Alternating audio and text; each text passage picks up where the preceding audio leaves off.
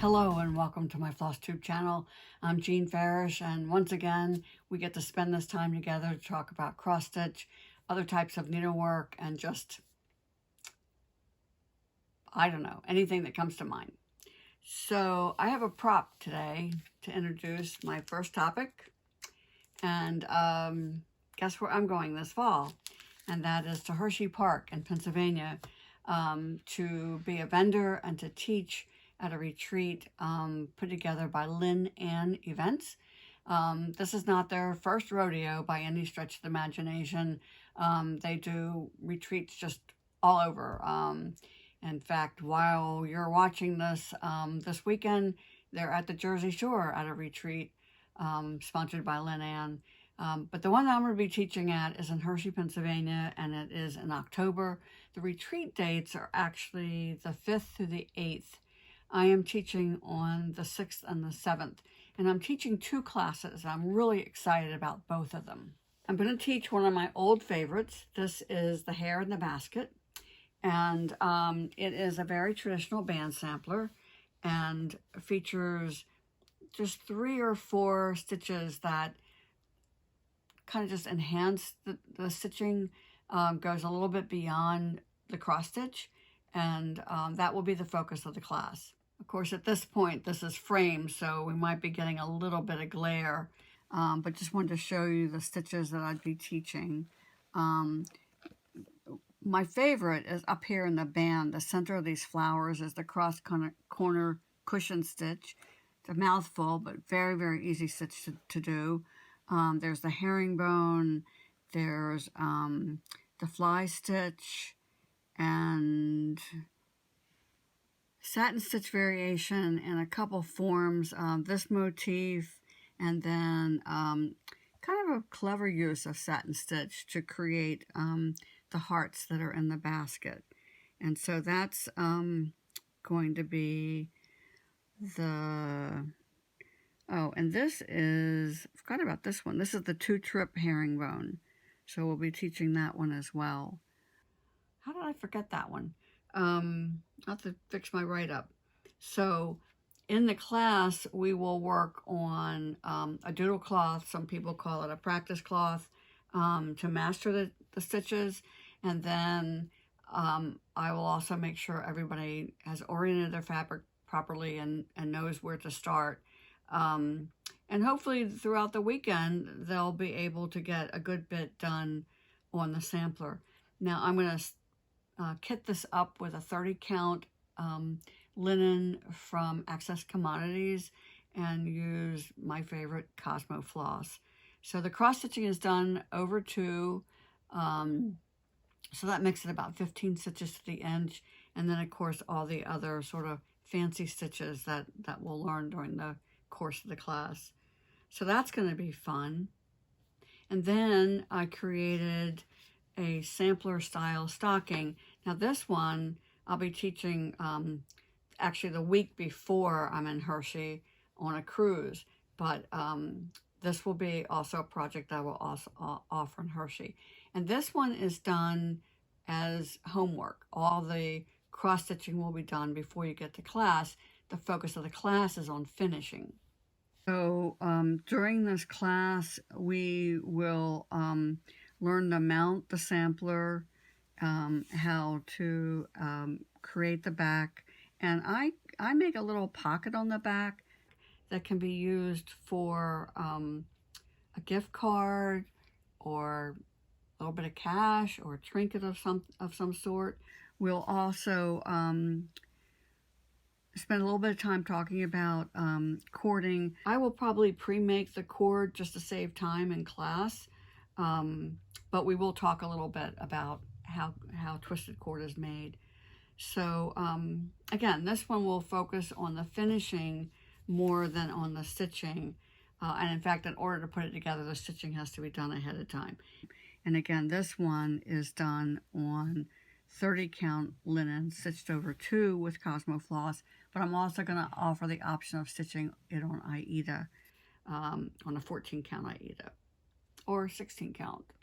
I don't remember. Too many class descriptions going around in my head, I think. So I'll check on that detail. So in order to take this class, you have to register for the weekend, which you do with LinAnn Events, and then you email me and let me know that you want to take the class. So I'll put all that those links in the episode description, so you'll have them handy. And I hope to see you there. I really love meeting people all over, and it's nice to get to know people who watch my floss tube. It's like right now I feel like in general viewers get to know me, and I don't get to know the viewers unless they come to an in-person class. So I hope some of you do that. So that's what's coming up in Hershey class-wise. And my big focus in the last 2 weeks has been pulling the colors for a new sampler that I'm designing for the 2023 cruise. That's this year, this fall. I haven't started stitching it yet, and usually by this time I am well underway, and I just haven't done it. And I really found that with this one, it's like I had to get the colors figured out first before I could do anything else. So let me walk you through what that process has been for me. I've been thinking a lot about color lately and realizing that every artistic medium has its own color range and ability to choose or mix colors.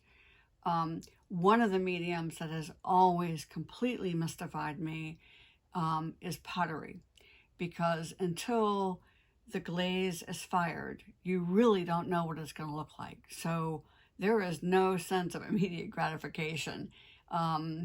It's a multi-step process, and many of them take hours before you really know what your product is going to look like. In cross stitch and designing with Cosmo floss, and it's a brand that I love, and I've talked about it before as far as why I love it. It is made with the world's finest cotton in terms of the raw material, and the colors are just, I don't know, more brilliant or something. And in terms of stitching with it, it is absolutely like just the smoothest floss I have ever stitched with. But right now what I want to talk about is color. So with their expanded number of colors, which happened sometime last summer, so let's say about a year ago, there are now 500 colors.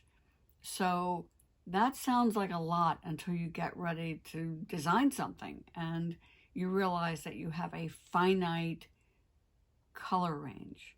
Unlike, say, if you were painting, whether it's with acrylics or oils, you as an artist can mix your own colors and very often come up with just the right shade of whatever color you're working with.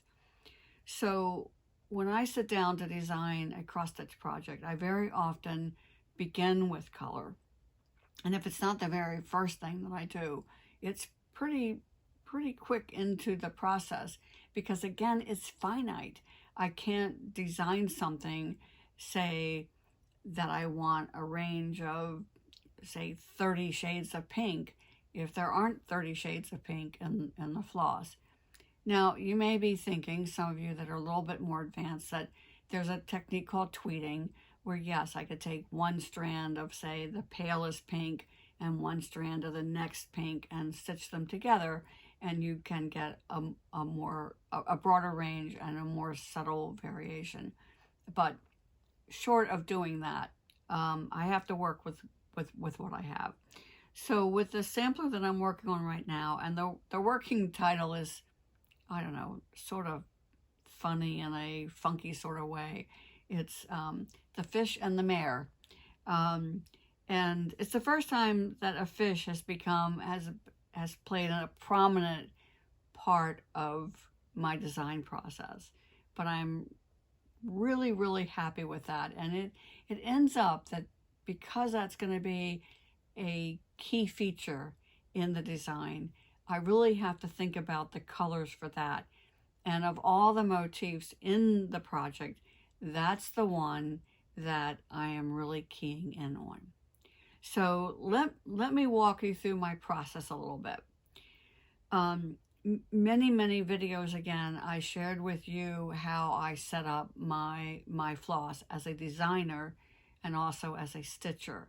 Now, as a designer, I want my colors in color families, regardless of what the color number is. As a stitcher, when I want to go find 702, I want to know exactly where 702 is. That's more important than knowing which family it's in. And what I decided to do was I organized my floss on rings, you know, just regular notebook rings that you get in any kind of office supply store. And just a very brief recap. I then organized them by color families based on the Cosmo color card, since that's what I'm using. So for example, the one I just picked up is 3A, and that's because those colors on the color card are in column 3, and it's the first section. So I have A, B, C, and D on the 3 column. So if I am curious about a particular color, I can figure out from the index which section of the color card it's in, and then I know exactly where to go, whether it's whatever column it's in and wherever it is on the column. And that just saves me a lot of time when I'm sure of the color that I am looking for. Now, let me put this away. It's a big color card. So this is what I came up with, just pulling colors one day and just saying, you know, I as a designer, I have my favorites. And I knew just the general range that I wanted. I knew I needed, let me recenter this. I knew I needed some neutrals.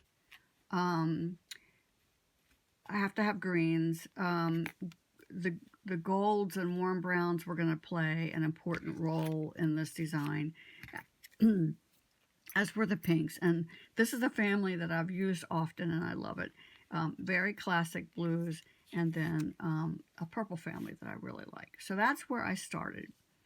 And by the way, I always pull out the linen color I plan to use and lay the colors on that linen color so I can really get a sense of how it's going to look when it's stitched. Color influences color. So these exact same colors on a different ground cloth are going to look very different. So it's important when you are pulling colors for a project and you're kind of doing your own thing, or maybe you're pulling the colors as called for, but you don't quite have the fabric that is called for, so you pull from your stash. Lay those colors on that fabric to determine whether or not they really are going to play well together. Okay, so this is where I started. And then in the meantime, I was sorting the floss for the next phase of my Cosmo club, which just finished, and I'm getting ready to start again. And this is a thread club where you can get the whole range, but more about that later. So these were colors that, just as I was boxing up everybody's next segment, that just spoke to me. And I thought, I'm going to pull these colors out and then compare them to where I am on this new sampler and decide whether or not any of them are going to work for me. So let's start with the blues. Now, as you can see, that's vastly different from the blues I picked originally. Now, I didn't show you the whole color range when I was looking at it before, but in this color range, which is on column 14C, and I had when Cosmo added all these colors, they revised their color card, which meant I had to go back and revise my system. So this apparently used to be 8C, and now it's 14C. Okay, anyway, so you can see how this is a very, very different blue compared to these. So my next step then was to pull out that whole family and say, okay, I like that individual one, but what's the whole family look like? And this is what I have.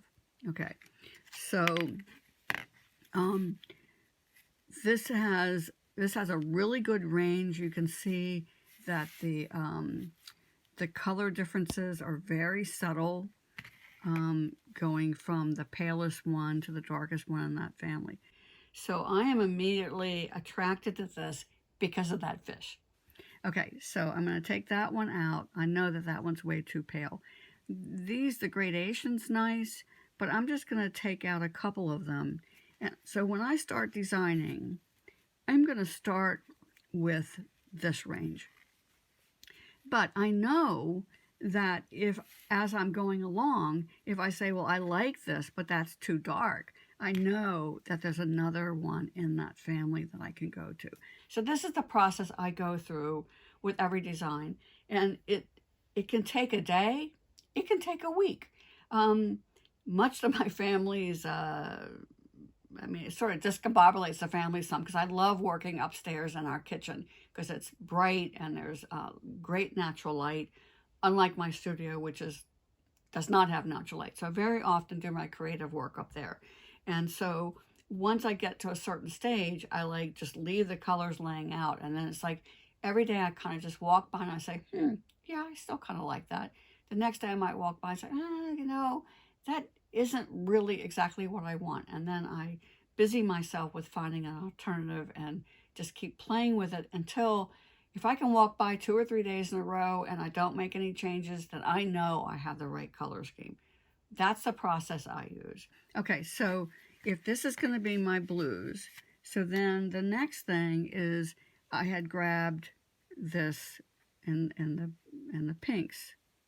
Okay, so meanwhile, let me share with you kind of my color philosophy, I guess, for this piece. I really wanted something very old world, faded through time and love and care, like that textile that has been washed and ironed so many times that the colors just get sort of their own patina, and there's nothing else like it. So that's kind of what I was going for, is what are the colors you would find in a country French kitchen, that a textile, a hand towel or something that was 150 years old and not framed, something that was used, a tablecloth, a napkin, something that, again, was used in a loving way, cared for. And after a while, those colors just become very muted. And that's kind of what I was looking for.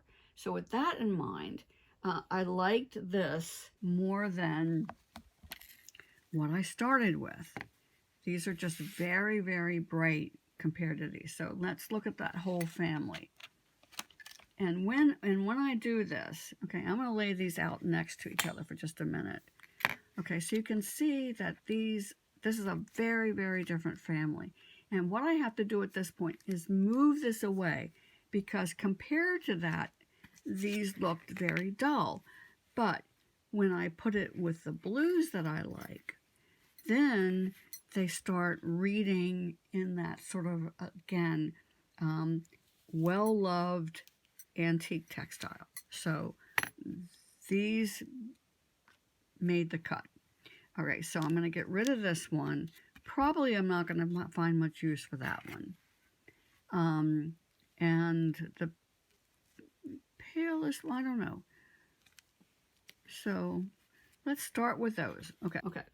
So now the greens become really important at this point. The border is a very traditional floral border, green vine and leaves, nothing exciting there, with flowers in these kind of tea rose color. So the family that is just kind of my go-to greens is this one. Okay. So at this point then, I've got the stars of the show are the blues and the pinks, but the greens have to read well with them. Okay, the other color I had picked up was this one, which to me kind of looked like, I don't know, old world parchment. So then I pulled those colors out, and that's this family. Now, I'm probably not going to have much use for the darkest ones. But let's just, again, I'm just going to give myself a range just to get started, knowing that if this one's too dark, but this one's too light, I've got a color in between that I can add there. So I like that so far. Let me back up pull my camera out a little bit here so you can see. Okay, so that's all the colors so far. All right, so then the other thing I wanted a purple. And again, when I was just playing with color, I pulled out this family, which frankly I haven't used very much, but it really does give you that kind of old, more of a violet look. And I pulled those colors out. What I do with them? Thought I did. Okay, hold on. I need to go get one more batch. Okay, so again, just didn't plan this, but so what I do here is I look, okay, that's 763. So 763 is in column 16. So when I come to column 16, I see that they're down here. So that's A, B, C, D. Okay. All right. So I'll be right back with those. So big range here, and I'm doubting very seriously that I'll need these really dark colors. Pull these down so you can see the colors a little bit better. And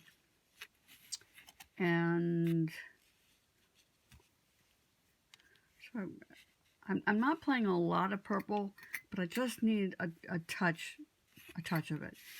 So at this point, this is what I'm going to start with. And pretty early in this process, I will also look for the DMC equivalents. And although I always kit with Cosmo for my classes, I do realize not everybody has it. And for people who have really worked on getting the whole DMC color range, they're really not interested in adding a whole nother color range. And I completely understand that. So I will figure out the DMC equivalents pretty early on, and then pretty soon I'll be stitching, and I'll be able to show you what I'm working on.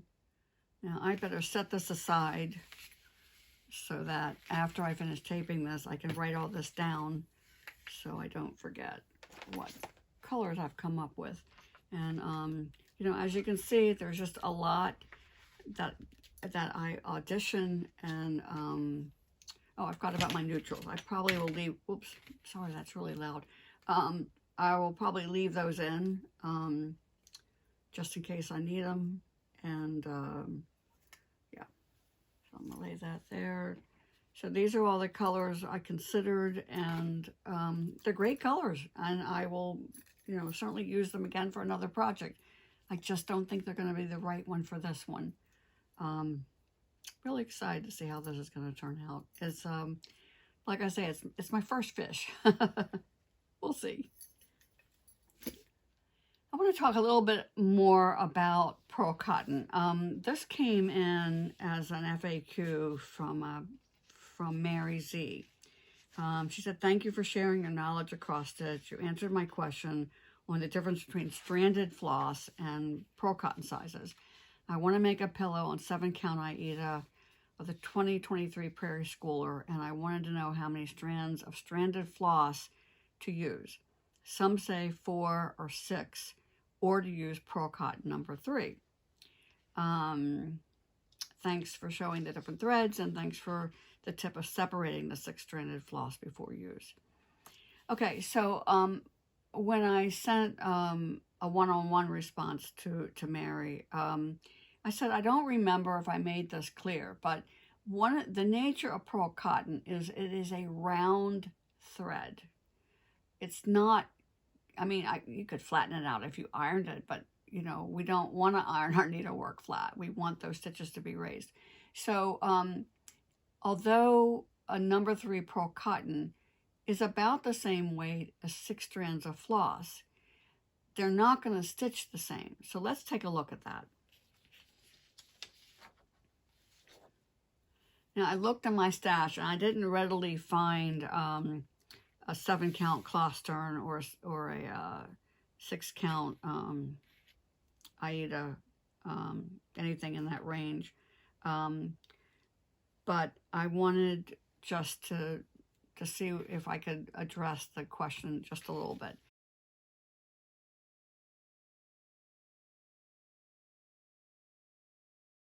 Okay, so here's a single strand of number 3 pearl cotton, which in the US is the heaviest weight you're going to see.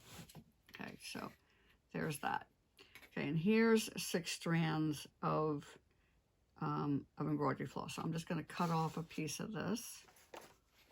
That actually, side by side, the number 3 pearl cotton is definitely heavier than the 6 strands of floss, when the 6 strands of floss have not been separated. But let's take a look at what happens when we separate them. And anytime you're stitching with multiple strands, you definitely need to separate them and then put them back together again.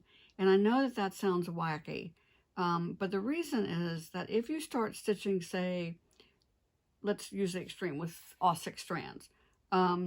When you first start stitching, they will be kind of bundled together the way they come off the skein. But then as you're stitching, they're going to separate on their own.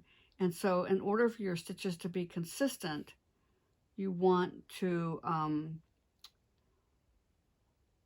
separate them to start with, so that your stitches from the beginning will look like the stitches at the end. So I hope that sort of demonstrates a little bit about how you have to be really careful about comparing apples to oranges. So I didn't have my camera started that whole time. Daggone it. All right, well, you heard me talk about what I was doing. Now you can see what I was doing. Okay, so you've got the single strand of pearl cotton, and then the 6 strands of floss that once they're separated, and that's the way I would recommend they being stitched, that the 6 strands of floss covers a much wider area than the single strand of number 3 pearl cotton.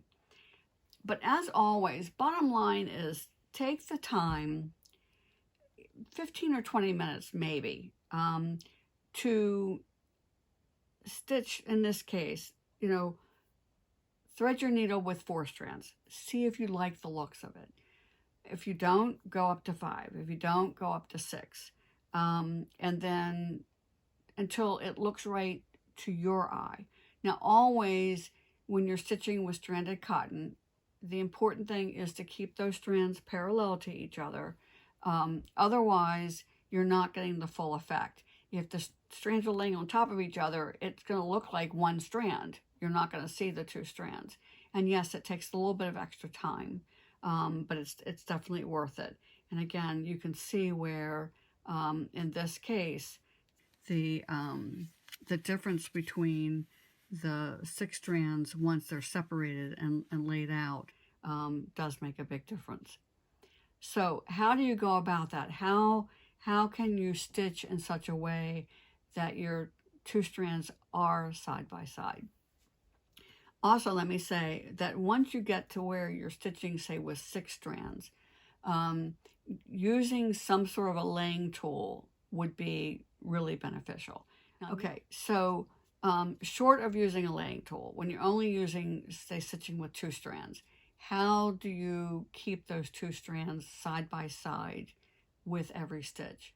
And this is where most people rely on what they call railroading. So let's take a look at what that is. Okay, let me start by saying that the very first thing that you want to do is to dampen your floss before you even start stitching.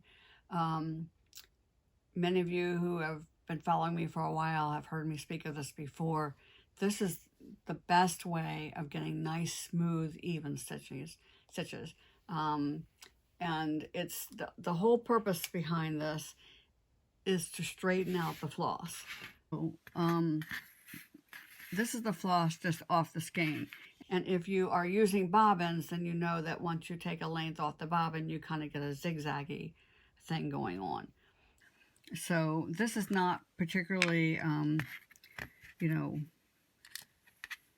know, crooked or whatever, but you'll find that once you dampen it, you can see how much straighter the floss will be.